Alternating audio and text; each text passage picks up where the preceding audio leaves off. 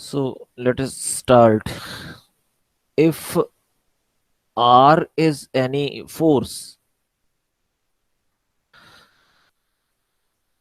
and suppose R makes angle theta with x-axis. So suppose this is x-axis and the perpendicular line to x-axis is suppose y-axis. Then the component of R along x direction will be R cos theta, and component of R along y-axis will be R sin theta. So these two components which are at right angle to each other will be called resolved part of the force R. और अगर ये मेरे पास दो components है X और Y, I can always find their resultant R. कल मैंने resultant का फॉर्मूला बताया था कि if I have two forces P and Q then their resultant is P square plus Q square plus two P Q cos theta cos alpha. Alpha was angle between p and q and its square root. तो अगर मेरे पास ये दो forces हैं R cos theta और R sine theta, I can find their resultant. So resultant of these two, so their resultant is equal to, ये formula लगा दें, इन दोनों का square X square plus Y square plus two X Y cos alpha. Alpha is angle between P and Q. अब X और Y में angle कितना है? This is angle, so 90 degree. So angle between this is 90. If I put alpha equal to 90 degree, so pq cos 90 is 0, so this thing will become 0. So this is x square plus y square square root. So x square कितना आएगा? This is r square cos square theta plus r square sin square theta and its square root. और अगर इसमें से r square common ले लेंगे, cos square theta plus sin square theta will be 1. The answer will be r. So इसका मतलब कि अगर दो फोर्सेस गिवन है, I can find A resultant. And if A resultant is given, I mean a force R is given, I can find its two components which are mutually perpendicular to each other. One component will be R cos theta, another component will be R sin theta. Now, one important theorem.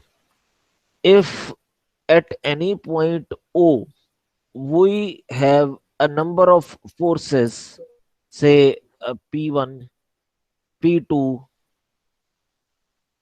P3, continue like this, Pn, then the horizontal component of these n forces will be equal to sum of the horizontal components of all these forces, and vertical component of the resultant of all these forces will be equal to sum of the vertical components of all these forces. देखिए, हमारी theorem ये कह रही है कि अगर मेरे एक पॉइंट पे नंबर ऑफ फोर्सेस एक्ट कर रही हैं, कल मैंने सिर्फ दो फोर्सेस की बात की थी कि अगर किसी पॉइंट पे दो फोर्सेस एक्ट कर रही है पी और क्यू, तो उनका रिजल्टेंट मैं कैसे फाइंड आउट कर सकता हूं, ये कल बताया था. तो अब दो पॉइंट की जगह पे I have number of forces acting eight a point.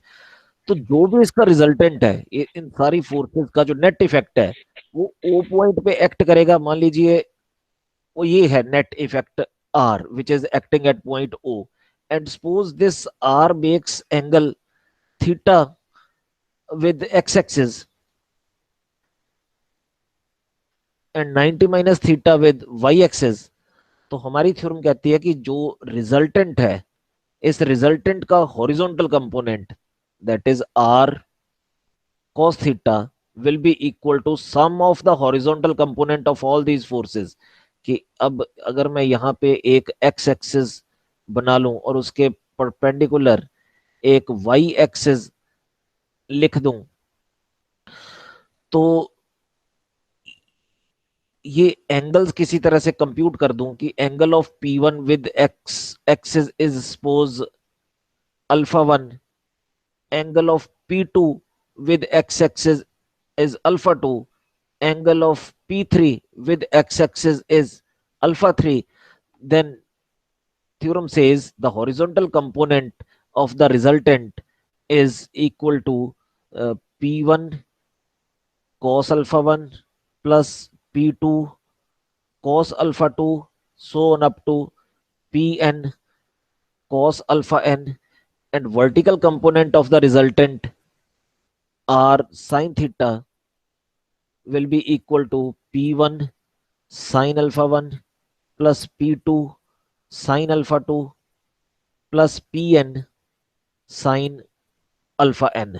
तो जब ये चीज कंप्यूट हो जाए, हॉरिजॉन्टल कंपोनेंट ऑफ आर और वर्टिकल कंपोनेंट ऑफ आर, तो फिर आर यहां से इन एन फोर्सेस का जो रिजल्टेंट है वो कंप्यूट किया जा सकता है by this formula X square plus Y square का स्क्वायर रूट, जो फार्मूला मैंने अभी आपको यहाँ पे बताया है। तो इसका मतलब अगर दो फोर्सेस का रिजल्टेंट कैलकुलेट करना है तो कल वाला जो फॉर्मूला था उस हिसाब से कैलकुलेट करना है, जो मैंने ऊपर भी यहाँ पे लिखा है, P square plus Q square plus 2 PQ cos alpha. अगर दो की जगह पे तीन फोर्सेस, चार फोर्सेस, 10 फोर्सेस किसी पॉइंट पे एक्ट कर रही हैं, तो उन सारी फोर्सेस के हॉरिजॉन्टल कंपोनेंट्स का सम कर लेना है। ये हॉरिजॉन्टल कंपोनेंट्स का सम है, और सारी फोर्सेस के वर्टिकल कंपोनेंट्स का सम कर लेना है। तो मेरे पास रिजल्टेंट का हॉरिजॉन्टल कंपोनेंट, रिजल्टेंट का वर्टिकल कंपोनेंट आ जाएगा, उन दोनों का स्क्वायर सम अंडररूट कर देना है। That will be the net effect और resultant of all these forces acting at point O. तो यहाँ पे अभी एक क्वेश्चन करने जा रहा हूँ जो आपकी स्क्रीन पे है। The resultant of P and Q is R if magnitude of the resolved part of R in the direction of P is Q, then find angle between P and excuse me Q। Sir. कि मेरे पास दो forces हैं, उनके resultant का component दिया हुआ है, और कंपोनेंट में आपको बता चुका हूं आर कॉस थीटा और आर साइन थीटा, ये दो कंपोनेंट है हॉरिजॉन्टल और वर्टिकल। तो एक कंपोनेंट की वैल्यू दी हुई है, तो वो दूसरी फोर्स कैसे कैलकुलेट करनी है। यहाँ पे एक फोर्स P है, एक फोर्स Q है, और इनका रिजल्टेंट R है। तो R का रिजॉल्व पार्ट इस डायरेक्शन में वो Q दिया हुआ है। तो हमने इन दो फोर्सेस के बीच एंगल फाइंड आउट करना है, P और Q के बीच कितना है। मैं कहता हूं कि मान लीजिए ये एंगल थीटा है। तो जो R का रिजॉल्व पार्ट है इस डायरेक्शन में और इसके परपेंडिकुलर डायरेक्शन में, रिजॉल्व पार्ट्स आर, जो इस डायरेक्शन वाला रिजॉल्व पार्ट है वो है R cos थीटा, और जो ऊपर वाली डायरेक्शन का रिजॉल्व पार्ट है वो है R sin थीटा। तो अब हमारे क्वेश्चन में ये दिया कि the resolve part along direction of P is Q, ये दिया हुआ है। So this is given. Also we know R cos theta. अब R cos थीटा, जो मैंने ये फॉर्मूला ऊपर लिखा था सबसे पहले, ये R cos थीटा किस चीज के बराबर है? This is P plus Q cos alpha. Plus Q. So R cos theta is equal to, यहाँ मेरे पास फोर्स P है तो ये आएगा P प्लस इधर जो Q फोर्स है, और मान लीजिए ये P और Q के बीच एंगल अल्फा है जो कि मैंने फाइंड आउट करना है। सो P plus Q cos alpha. तो अब ये रिजॉल्व पार्ट हमें दिया हुआ है Q, तो यहाँ वैल्यू Q पुट कर देता हूँ। So this implies Q is equal to P plus Q cos alpha. So this implies यहाँ से Q इधर लेके आ गए तो 1 - cos alpha into Q is equal to P। So this implies 1 - cos 2 theta का 1 - cos 2 थीटा का formula होता है 2 sin square theta, 2 sin square theta. तो अगर 2 थीटा की बजाय यहाँ पे थीटा हो, हाफ हो, तो इधर भी हाफ कर देना है। तो यहाँ पे आ जाएगा 2 साइन स्केयर अल्फा बाय 2, और ये क्यू इधर डिवाइड कर दो, पी बाय क्यू, 2 से भी डिवाइड कर दो और स्केयर रूट कर दो, sine alpha by 2 is equal to P over 2q का square root. So this implies alpha by 2 is equal to sine inverse square root of p upon 2q. और ये जो 2 है इधर मल्टीप्लाई कर दो और यहां से 2 हटा दो. सो अल्फा जो कंप्यूट करना था उसका ये आंसर आ गया. एक फोर्स 5 यूनिट है, एक 10 यूनिट है और एक 13 यूनिट है. ये 13 यूनिट है और इनके बीच एंगल जो है वो 120 दिया हुआ है उसने. Find the magnitude and direction of the resultant. Find magnitude and direction of the resultant.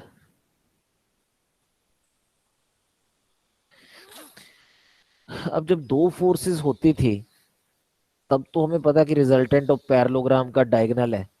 अब मेरे को नहीं पता कि ये जो रिजल्टेंट है वो इधर है कहाँ पे है, वो हमें नहीं पता कि किधर होगा. तो मैं ऐसे ही एक डायरेक्शन ये साइड पे कहीं पे बना लेता हूँ कि let this be a resultant.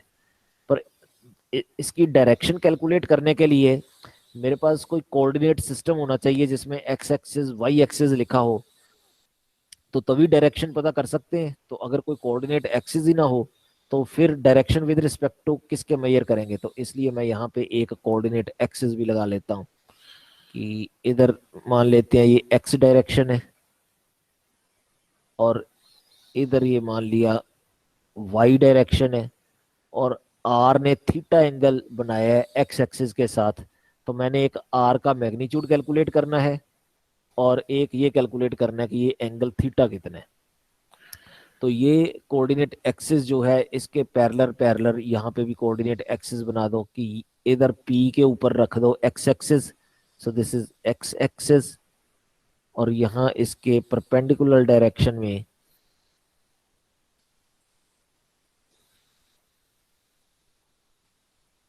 ये लिख दो वाई एक्सिस.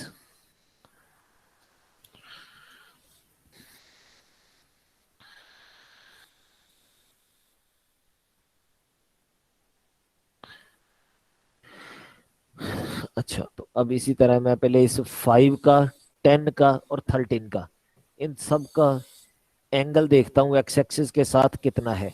तो जितना एंगल एक्स एक्सिस के साथ है सबका कॉस कर देना है.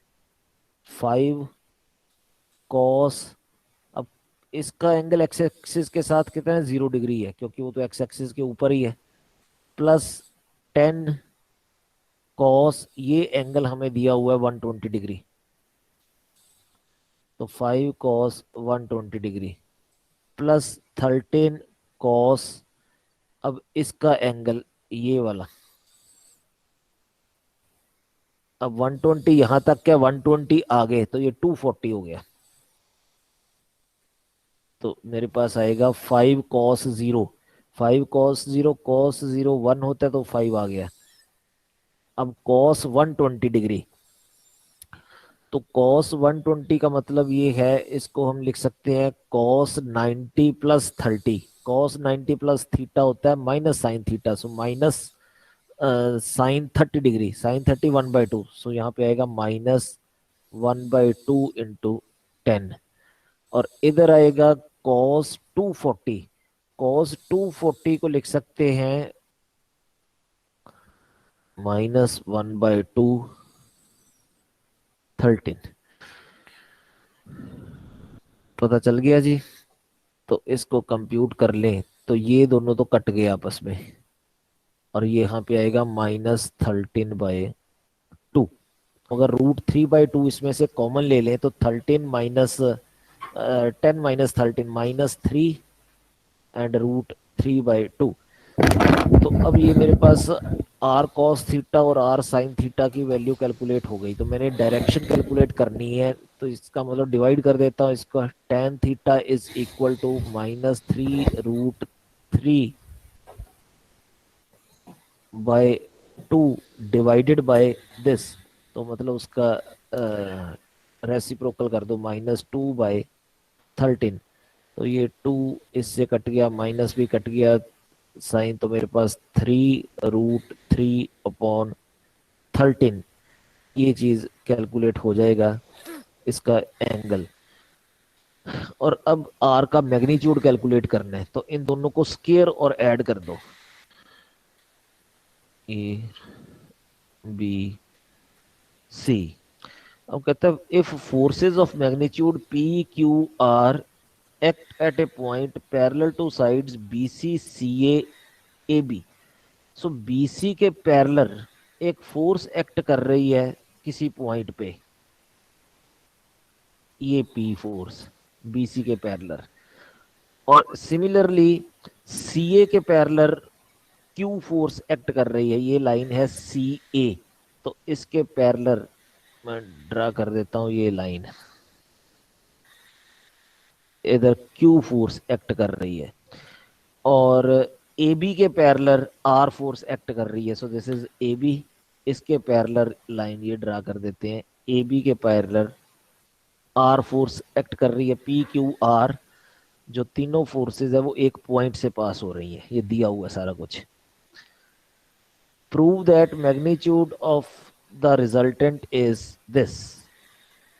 सो अब हमारा काम है कि प्रूव दैट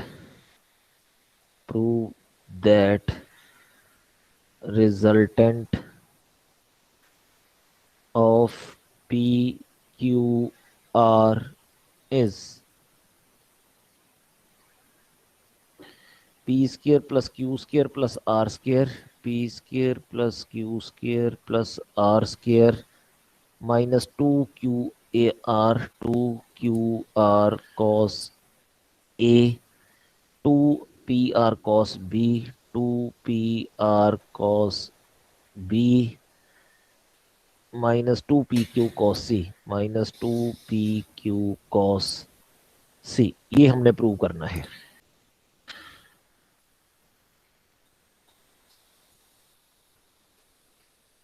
अब मेरे को एंगल कौन कौन से कैलकुलेट करने हैं कि ये Q और P के बीच ये एंगल कितना है और ये एंगल कितना है। इस बार इसने एंगल्स नहीं दिए, तो वो एंगल कंप्यूट करने के लिए हमें उसने ये वाला एक अलग से चीज दे दी कि ये जो फोर्सेस है इस ट्रायंगल की साइड्स के पैरेलल है। तो इस कंसेप्ट को किसी तरह से समझ के तो एंगल्स यहां से फाइंड आउट करके उधर लगाते हैं। तो अब पहले देखें, P का एक्स एक्सिस के साथ तो एंगल 0 ही है, Q फोर्स का ये एंगल कितना है एक्स के साथ, तो Q फोर्स इसके पैरेलल है, ये Q, तो इसने एक्स एक्सिस के साथ कितना एंगल बनाया है, ये एंगल कितना है, जितना ये एंगल होगा उतना ही ये वाला एंगल होगा। अब मेरे आंसर में देखिए cos A cos B cos C angles में ABC आ रहा है, इसका मतलब कि यहाँ पे कोई वैल्यू नहीं होगी, वो इन्हीं ABC की टर्म में ही लिखना है। तो अगर ये इनसाइड वाले एंगल को मैं C मान लूं, तो आउटसाइड वाला एंगल 180 माइनस सी हो जाएगा, इसको मैं पाई माइनस सी लिख लेता हूँ। सो इसका मतलब कि ये वाला एंगल जो है, so this is pi minus C, 2 pi minus A plus C, so this angle is 2 pi minus A plus C. पर आपको ये पता है किसी ट्रायंगल में तीनों एंगल का जो सम होता है ए प्लस बी प्लस सी, वो 180 डिग्री होता है। तो इसका मतलब ए प्लस सी जो है वो कितना आ जाएगा यहाँ, पाई माइनस बी। तो ये वैल्यू मैं ए प्लस सी की यहाँ पुट कर देता हूँ, पाई माइनस बी। तो 2 पाई में से वो पाई कैंसिल हो गया, तो पाई रह जाएगा, माइनस का प्लस हो जाएगा, तो पाई प्लस बी। तो ये एंगल्स मेरे आ गए जो मैंने कंप्यूट करने थे। तो अब मैं यहाँ पे फॉर्मूला लगा देता हूँ कि we have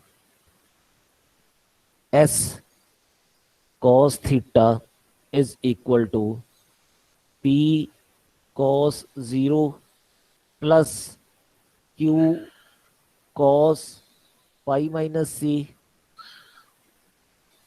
plus R cos ये पाई प्लस बी। एंगल्स की कैलकुलेशन समझ आ गई है जी। और sine pi plus B, sine zero is zero तो ये जीरो हो गया, plus Q sine pi minus C, तो साइन पाई माइनस थीटा किसके बराबर होता है, साइन पाई माइनस सी, ये कॉस सी के बराबर होता है, क्योंकि इसको अगर मैं फॉर्मूले से खोल लूँ sine A cos B minus cos A sine B, तो ये मेरा साइन बी मतलब साइन सी आएगा प्लस के sine, so sine pi minus C is sine C. पहले मैं गलती से कॉस कह गया था, sine pi minus C is sine C, ये फॉर्मूला है। तो साइन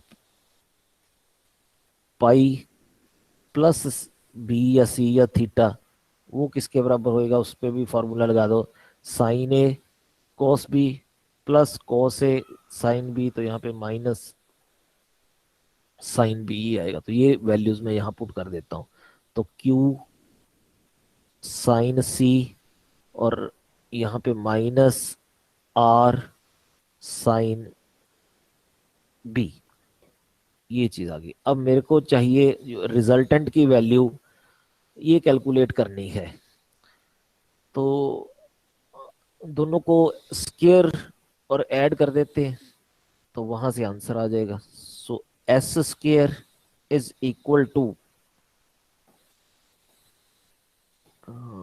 इसका होल स्क्वायर प्लस इसका होल स्क्वायर, तो ऊपर वाली चीज का स्क्वायर कर दो तो मेरे पास आ जाएगा P square plus Q square square sine square B minus two Q R sine B sine सी।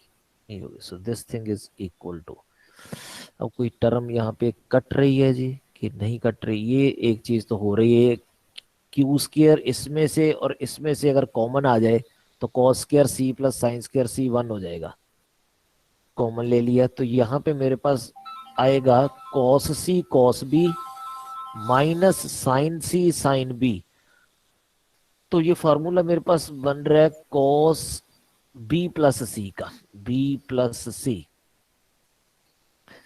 पता है ना कॉस ए प्लस बी का फॉर्मूला क्या होता है, cos A cos B minus sign A sine B, तो इन दोनों को यूज करके मैंने ये फॉर्मूला बना लिया। लेकिन अब यहाँ पे बी प्लस सी की वैल्यू पुट करेंगे, this is P square plus Q square plus R square minus two P Q cos C minus two P R cos B. अब यहाँ पे इसकी जगह पे पाई माइनस ए लिख दो, तो cos pi minus theta is minus cos theta, तो यहाँ पे माइनस कॉस ए आ जाएगा, so this is minus two Q R cos A, और यही आंसर है। तो S is equal to square root of this whole thing, so this is answer. तो अब आपने देखा कि इसमें ना सिर्फ फोर्सेस की वो फॉर्मूले हैं, ये ट्रिग्नोमेट्री के भी काफी सारे फॉर्मूले आने चाहिए, तो जितने भी सारे क्वेश्चंस हैं वो सारे के सारे ट्रिग्नोमेट्रिक फार्मूलाज पे बेस्ड हैं, तो आपने अपने थोड़े ट्रिग्नोमेट्रिक फार्मूला भी रिवाइज करने हैं। Theorem, Lami's theorem, Lami's theorem. Now, this theorem states that if three non-collinear forces acting at a point are in equilibrium, then the magnitude of each force is proportional to the sine of the angle between the other two forces. इसका मतलब ये है कि अगर एक point पे तीन forces act कर रही हैं P, Q and R, P Q R, R in equilibrium. अभी जो मैंने क्वेश्चन किए हैं वो जो तीन फोर्सेस एक्ट कर रही थी पिछले क्वेश्चन में या उससे पिछले क्वेश्चन में वो इक्विलिब्रियम में नहीं थी। इक्विलिब्रियम का मतलब है कि उनका जो फोर्सेस का नेट इफेक्ट है वो जीरो है, कि उसका रिजल्टेंट जीरो है। अब जो लास्ट क्वेश्चन किया है उसमें हमने रिजल्टेंट की वैल्यू कैलकुलेट की थी, वो P square plus Q square plus R square plus something something था। तो that was non zero thing. It means the forces were not at in equilibrium. तो हमारी थ्योरम ये कहती है कि अगर हमारे पास तीन फोर्सेस किसी पॉइंट पे एक्ट कर रही हैं और फोर्सेस इक्विलिब्रियम में हैं, तो जो फोर्सेस का मैग्नीट्यूड है वो अपोजिट फोर्सेस के बीच जो एंगल है उसके साइन के प्रोपोर्शनेट है। So it means if P Q R in equilibrium, then P over, suppose this angle is alpha, this angle is beta, this angle is gamma, then P over sine alpha will be equal to Q over sine beta is equal to R over sine gamma। तो ये theorem है, इसका proof बहुत आसान है, एक दो line का है, वो आपने बुक से देख लेना है। तो मैं जल्दी से, जितना मेरे पास टाइम बचा, मैं आपको एक दो इसकी एप्लीकेशंस बता देता हूं कि किस तरह के क्वेश्चंस में ये वाला फॉर्मूला यूज करना है। So a ring of weight W which can slide freely on a smooth vertical circle is supported by a string attached to the highest point। तो उसने ये दिया मेरे को कि एक सर्कल है, इस सर्कल के बीच एक रिंग डाली हुई है, which can slide freely up and down. अब अगर मैं इस रिंग को छोड़ दूं तो नेचुरल है कि ग्रेविटी के कारण ये इस पोजीशन पे आके बिल्कुल डाउन पे ये रुक जाएगी। पर इन्होंने क्या दिया हुआ है, मैं शुरू से सारी स्टेटमेंट पढ़ता हूं, ध्यान से सुनना है कि ये ring of weight W which can slide freely on a smooth vertical circle is supported by a string attached to the highest point। तो ये जो हाईएस्ट पॉइंट है इसके साथ एक स्ट्रिंग लगा के, कि धागे से इसको बांध दिया है। अब जब धागे से बांध दिया है तो जितनी धागे की मैक्सिमम लेंथ है ये स्ट्रिंग उतना ही नीचे जा सकता है, ये जो रिंग है उतना ही नीचे जा सकता है, इससे नीचे नहीं आ सकता। और ये भी नहीं है कि ये रिंग जो है कि यहाँ पे बिल्कुल ऐसे टॉप पे आके खड़ जाएगा, कि जितना ग्रेविटी के कारण इसने नीचे आना है तो इस स्ट्रिंग में जितनी मैक्सिमम टेंशन हो सकती है तो उतनी टेंशन क्रिएट हो जाएगी by the weight of this ring. अच्छा, ये चीज तो दी हुई है। उसके बाद कहता है if the thread subtends angle theta at the centre, find the tension in the thread and reaction of the circle on the ring. कि ये जो स्ट्रिंग है इसने सेंटर पे थीटा एंगल सबटेंड किया है, so this angle subtended by the string at the centre is theta.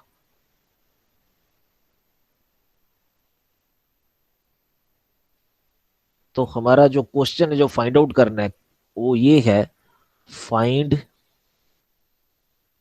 Tension in the string and reaction of the circle on the ring. अब ये देखिए कि ये जो रिंग है इसका कुछ वेट है, तो वो वेट वाली जो फोर्स है due to gravity that will be acting vertically downward. तो इसका वेट हमें पहले से दे रखा है W, सो W इस डायरेक्शन में है और ये W वेट से इस सर्कल को ये रिंग प्रेस कर रही है। तो उस फोर्स का जो रिएक्शन है, reaction will be along this radius side, so this is my radius, radial direction ये। सो ये हमने कैलकुलेट करना है। देखो हमारा क्वेश्चन है find tension in the string and reaction of circle on the ring. तो आर, और इधर जो ये धागा बांधा हुआ है धागे वाली साइड पे मेरे पास टेंशन है टी। तो इसका मतलब कि ये जो पॉइंट है, अगर मैं इसका नाम एम रख दूं और ये ओ रख दूं इसका सेंटर का नाम, तो एम पॉइंट पे तीन फोर्सेस एक्ट कर रही हैं विच आर इन इक्विलिब्रियम। तो अब आप कहेंगे कि क्वेश्चन में तो कहीं नहीं दिया कि ये तीन फोर्सेस इक्विलिब्रियम में है, तो मैं कैसे समझ लूं कि these are in equilibrium. Equilibrium का मतलब भी मैंने कल भी बताया था, आज भी बताया है, कि अगर किसी ऑब्जेक्ट पे नंबर ऑफ फोर्सेस एक्ट कर रही हैं पर वो ऑब्जेक्ट की पोजीशन चेंज नहीं हो रही, कि उसमें कोई इफेक्ट ही नहीं हो रहा, तो इसका मतलब कि वो जो सारी फोर्सेस हैं वो एक दूसरे को कैंसिल कर रही हैं, कि उनका नेट इफेक्ट जीरो है। The resultant zero means forces are in equilibrium. अब अगर यहाँ पे इक्विलिब्रियम ना हो तो क्या होगा कि ये स्ट्रिंग टूट जाएगा और ये जो रिंग है वो नीचे को स्लाइड कर जाएगी। अब रिंग नीचे को स्लाइड नहीं कर रही, क्यों कर सकती है, क्योंकि इसका वेट तो वर्टिकली डाउनवर्ड है, but still this ring is not sliding downward, क्योंकि इसको किसी और फोर्स ने बैलेंस करके रखा हुआ है। वो किस फोर्स ने बैलेंस किया है, एक ये स्ट्रिंग ने खींचा हुआ है, टेंशन है, और इस साइड पे जो रिएक्शन है। तो these two forces are balancing this weight. इसका मतलब सिस्टम इज इन इक्विलिब्रियम। अब अगर सिस्टम इक्विलिब्रियम में है तो मैं अपना ये लेमिस थ्योरम यूज कर दूंगा कि अगर ये जो फोर्सेस हैं they are proportional to the sine of the angle between the other two forces। तो अब देखिए, हमें एंगल्स पहले तो पता करने हैं कि इन दोनों के बीच एंगल कितना है, इन दोनों के बीच एंगल कितना है, और इन दोनों फोर्सेस के बीच एंगल कितना है। अगर ये एंगल्स पता चल जाए तो हम वो फॉर्मूला लगा सकते हैं लेबनिज थ्योरम वाला। तो पहले तो ये थीटा हमें दिया हुआ है, सो एक एंगल गिवन है, so this angle is given. अब ओ एन एम, जो ये ट्राइंगल है O N M, is an isosceles triangle.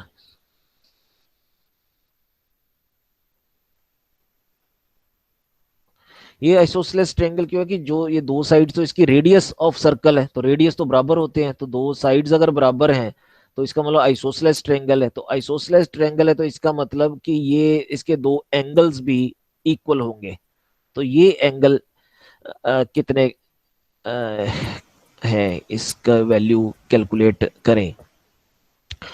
तो अगर ये एक एंगल थीटा है तो जो ये वाला एंगल होगा ये 90 माइनस थीटा बाई टू होगा, और ये जो दूसरा एंगल है ट्राइंगल का वो भी 90 माइनस थीटा बाई टू होगा, 90 माइनस थीटा बाई टू। ये क्यों होगा, इन तीनों को ऐड करके देखें, ट्राइंगल के तीनों एंगल का सम 180 होना चाहिए। तो जब मैं तीनों को ऐड करूंगा तो ये माइनस थीटा बाई टू मिलके माइनस थीटा बनेंगे और इस प्लस थीटा से कट जाएंगे, और ये 90 प्लस 90 करेंगे तो 180 हो जाएगा। तो ट्रायंगल के तीनों एंगल का सम 180 रहेगा। So therefore these two are 90 minus theta by two and 90 minus theta by two. पर मेरे को सिर्फ इतना सा एंगल नहीं चाहिए, मेरे को इसके बाहर वाला एंगल, अब ये वाला एंगल, अब मैं रेड लाइन से जिसको कैलकुल करने जा रहा हूं वो देखना कि ये एंगल कितना है, इतना सा ये वाला। अब ये रेड लाइन जिसको मैंने ड्रा किया है वो इसके बराबर है, इसके, वो इसके बराबर क्यों है, क्योंकि यहाँ पे दो वर्टिकल लाइंस है, एक ओ एन और एक जो एम डब्ल्यू, एम डब्ल्यू। तो इन वर्टिकल लाइंस को ये जो रिएक्शन वाली लाइन है वो कट कर रही है। तो ये जो दो एंगल है दीज आर अल्टरनेट एंगल्स। तो अल्टरनेट एंगल्स तो इक्वल होते हैं, सो इसका मतलब इस एंगल का नाम भी थीटा हो गया।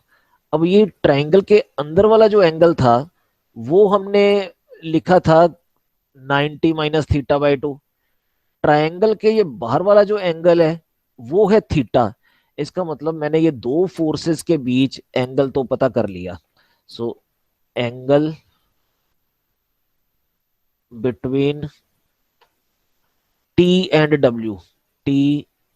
डब्ल्यू इज, इन दोनों का सम कर दो। ये ऊपर 90 माइनस थीटा बाई टू छोटा सा एंगल था वो ट्राइंगल का, और थीटा बाहर का, जब मैं इनको ऐड करूंगा तो theta minus theta by to रह जाएगा, तो वो 90 प्लस थीटा बाई टू हो जाएगा, 90 plus theta by two.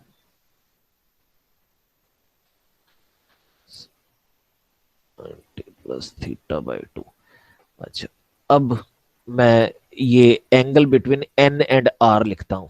So angle between N and R is, अब देखिए कि ये जो एंगल है, this is exterior angle of this triangle O N M. तो हमें ये पता है कि exterior angle of a triangle is equal to sum of two opposite interior angles. तो ये जो ऑपोजिट इंटीरियर एंगल्स हैं, एक angle 90 minus theta by to है, दूसरा थीटा है, इन दोनों को ऐड कर दो तो ये एंगल भी मेरा 90 प्लस थीटा बाई टू ही आ जाएगा। So this is also 90 plus theta by two. अब मैंने तीसरा एंगल कैलकुलेट करना है। So angle between W and R is, तो अब जब दो एंगल पता चल गए, पूरा एंगल जो सर्कल का होता है वो 360 डिग्री होता है। तो 360 में से मेरे को दो पार्ट तो पता चल गए, ये पता चल गया, इसके नेक्स्ट वाला पता चल गया। तो 360 में से अगर इन दोनों का सम माइनस कर दे तो वो मेरे पास एंगल आ जाएगा ये वाला। सो दिस इज 360 माइनस, इन दोनों को ऐड कर दो, this is 180 plus theta. So this thing is equal to 360 में से 180 माइनस किए तो this is 180 minus theta. So this is 180 minus theta. तो अब मैं अपनी ये थ्योरम यूज कर सकता हूँ, P over Q over R over. So यहाँ पे अब मेरे पास आ जाएगा, so so this is R over, जो इसके ऑपोजिट दो फोर्सेस के बीच का एंगल है टी और डब्ल्यू के बीच। सो टी और डब्ल्यू के बीच ये angle 90 plus theta by two. So this is sine 90 plus theta by two. So this is equal to, दूसरी फोर्स कौन सी, T. So T over sine angle between other two, angle between other two वो हमने अभी calculate किया, ये angle is 180 minus theta, 180 minus theta. This is equal to third W over angle between other two forces. So other two forces के बीच angle sin 90 plus theta by 2. So this is sin 90 plus theta by 2. So this thing is, this implies, now r over, now sin 90 plus theta is cos theta. So this is cos theta by 2 is equal to t over sin 180 minus theta. ये sin 180 minus theta is same as sin theta. So this thing is equal to w over sin 90 plus theta by 2 is cos theta by 2. तो यहां से मेरा question था find are and T. तो are की value कितनी आ गई, are is equal to, इसको क्रॉस मल्टीप्लाई कर दो तो ये cos theta by to, cos theta by to तो कट जाएंगे, तो आर और डब्ल्यू बराबर ही आ गए कि रिएक्शन उतनी ही होगी जितना उसका वेट है रिंग का, और टेंशन कितनी आएगी स्ट्रिंग में, इसको इधर मल्टीप्लाई कर दें तो डब्ल्यू साइन थीटा। अब साइन थीटा का फार्मूला लगा दो, this is 2 sine theta by 2 cos theta by 2 divided by cos theta by 2। हमारे पास ये फॉर्मूला होता है sine 2 theta is equal to 2 sine theta cos theta. तो अगर 2 थीटा की जगह थीटा है तो उधर भी हाफ हाफ कर देना है, तो ये कट गया आपस में। तो मेरे पास टेंशन जो है वो 2w sign theta by 2। So this is tension in the string.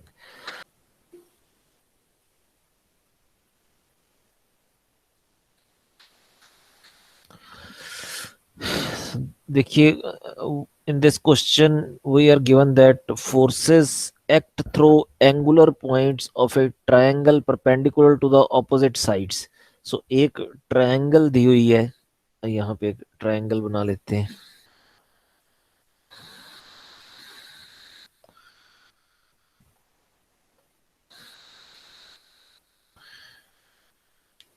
So B point पे जो फोर्स एक्ट कर रही है वो इसके परपेंडिकुलर है.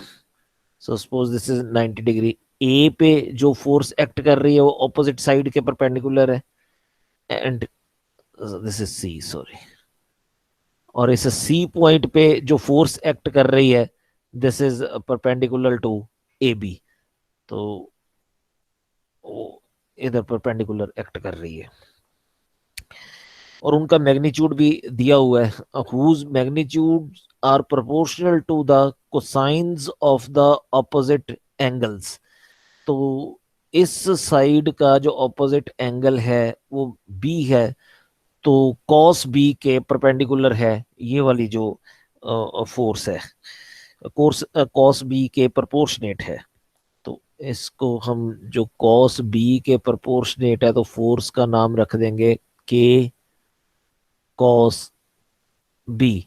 ए से जो फोर्स है जो ऑपोजिट साइड के परपेंडिकुलर है और इसके एंगल के कोसाइन के प्रोपोर्शनेट है, सो दैट इज के cos A. Similarly, this is K cos C. So these are three forces acting at A, B and C.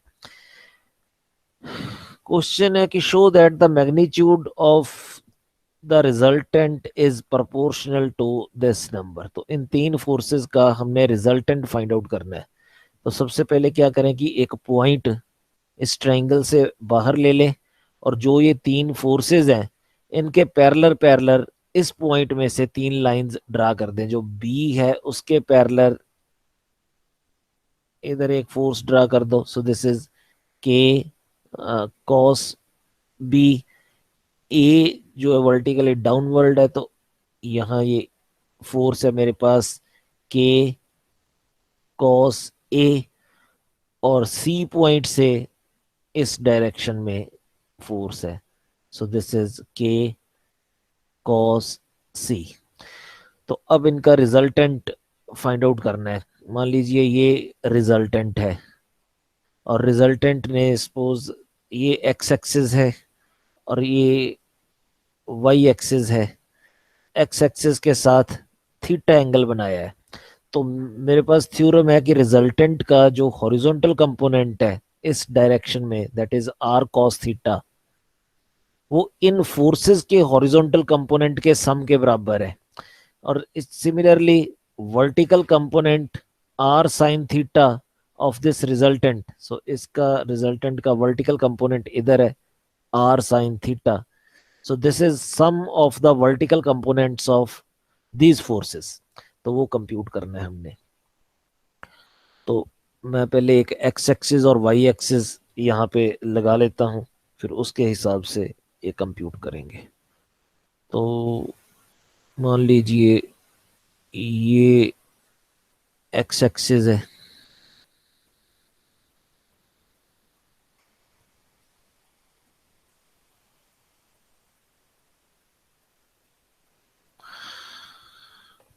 और इसके परपेंडिकुलर ये वाई एक्सिस है.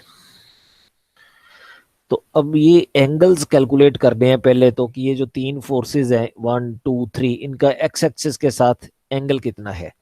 तो पहले ये वाला एंगल देखें के कॉस बी वाली फोर्स का. के कॉस बी ये फोर्स है. तो अब ये एंगल है बी और इधर वाला है 90 डिग्री. तो इतना सा एंगल हमें क्या पता चल सकता है. हाँ जी, पता चल सकता है कि ये वाला एंगल सी है और ये वाला एंगल 90 है. तो third angle, so this angle will be 90 minus C. So this is 90 degree minus C. तो इसका मतलब एक एंगल तो मेरे को पता चल गया 90 माइनस सी. अब ये दूसरे वाला एंगल कैलकुलेट करना है के कॉस सी वाला कि ये जो फोर्स है के कॉस सी उसने कितना एंगल बनाया हुआ है. कि कॉस सी ने एक्स एक्सिस के साथ कितना एंगल बनाया है, ये देख रहे हैं। तो हमारा एक्स एक्सिस जो है ये है, so this is x axis. तो ये वाला एंगल कैलकुलेट करना है। सो ये कैसे कैलकुलेट होगा कि अगर मैं इसको एक्सटेंड कर दूं, तो ये सामने वाली साइड पे ये 90 डिग्री है और ये वाला एंगल बी है। तो ये एंगल बी है, ये एंगल 90 है। तो इतना सा जो एंगल है वो हो गया 90 माइनस बी। तो टोटल 180 डिग्री है। तो जो एक्सटीरियर एंगल है 180 माइनस 90 माइनस बी किया, तो ये 90 प्लस बी आ जाएगा। So this is 90 degree plus B. तो इसका मतलब ये दूसरा एंगल भी हमें पता चल गया। So this is 90 plus B. और अब तीसरा एंगल कैलकुलेट करना है, ये वाला। ये तीसरा एंगल हमें नजर आ रहा है कि ये जो वर्टिकली डाउनवर्ड है, तो इसका मतलब ये 90 plus 90 180 plus 90, this is 270 degree. So this is 270 degree. तो अब ये वाला हम फॉर्मूला लगा देते हैं अपना। इस रिजल्टेंट का जो हॉरिजॉन्टल कंपोनेंट है, that is equal to sum of horizontal components of these three forces. So पहली फोर्स है K cos B, K cos B, मतलब इसका नाम आप पी क्यू आर सोचें। तो अगर मान लीजिए ये फोर्स पी होती, तो इसका हॉरिजॉन्टल कंपोनेंट कितना होना था, पी कॉस 90 माइनस सी। तो यहाँ पे साथ में कॉस 90 माइनस सी प्लस, अब दूसरी फोर्स ये वाली है। सपोज अगर ये फोर्स आर होती, तो मैं क्या लिखता है इसको, आर कॉस 90 प्लस बी। तो लेकिन आर की जगह पे के कॉस सी है, so K cos C cos 90 plus B, 90 plus B plus sine 90 ऊपर होता है ये प्लस साइन के साथ। उसके बाद साइन पाई इस डायरेक्शन में होता है वो जीरो होता है। फिर साइन 270 नीचे है तो ये -1 होता है। तो यहाँ पे साइन 270 लगाएंगे तो वो -1 आएगा। तो माइनस के कॉस ए आ जाएगा, minus K cos A. This thing is equal to, अब इसमें से के कॉमन निकाल लें, कॉस सी कॉस बी। अच्छा ये दोनों बार सेम ही चीज आ गया, cos C cos B cos C cos B. तो 2 के cos C cos B minus K cos ए। तो अब हमने आर कैलकुलेट करना है, तो इसका मतलब इन दोनों का स्क्वायर सम कर दो। This thing is equal to K square into ये sine square C minus B plus cos square C minus B. तो यहाँ तो 1 आ गया। सो हाँ जी, तो अब अगली लाइन में ये के, ये वाली दो चीजें मिलके वो तो हो गया 1। अब ये 4 cos स्क्वायर ए और ये 4 cos ए में से हम 4 cos कॉमन निकालेंगे, लेकिन नेक्स्ट लाइन में, कि यहाँ मैं 4 लिख देता हूँ और इधर भी मेरे पास 4 है। अब नेक्स्ट लाइन में 4 cos ए कॉमन ले लें, तो यहाँ पे आएगा cos A minus cos C minus B. अब ठीक है। So this thing is equal to K square into 1 + 4 cos A into ये जो cos ए है इसको pi minus B plus C लिख देते हैं, क्योंकि A plus B plus C जो है वो पाई है।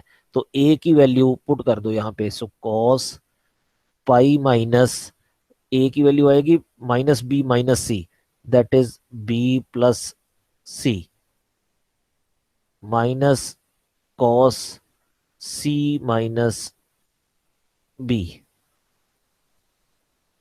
So this thing is equal to k square into 1 plus 4 cos A into. Now cos pi minus theta is same as minus of theta. तो यहाँ पे एक माइनस आएगा, एक ये माइनस पड़ा है, इन दोनों को माइनस मैं ये बाहर कॉमन निकाल लेता हूँ, तो यहाँ पे एक माइनस आ जाएगा, माइनस आ गया, और यहाँ पे बचेगा cos b plus C plus cos B minus C, या बी सी माइनस बी, वो एक ही बात है, जो मर्जी लिख दो. So this thing is equal to, अब इसे जब हम एक्सपेंड करेंगे तो मेरे पास ये cos B cos C minus sine B sine C आएगा, और इधर cos B cos C plus sine B sine C आएगा, और साइन बी साइन सी इधर से और इधर से कट जाएगा, तो इधर कॉस बी कॉस सी और इधर भी कॉस बी कॉस सी, तो 2 टाइम्स कॉस बी कॉस सी आएगा, और ये 4 से मल्टीप्लाई होके मेरा आंसर ये आ जाएगा 1 - 8 cos A cos B cos सी. तो यही प्रूव करना था.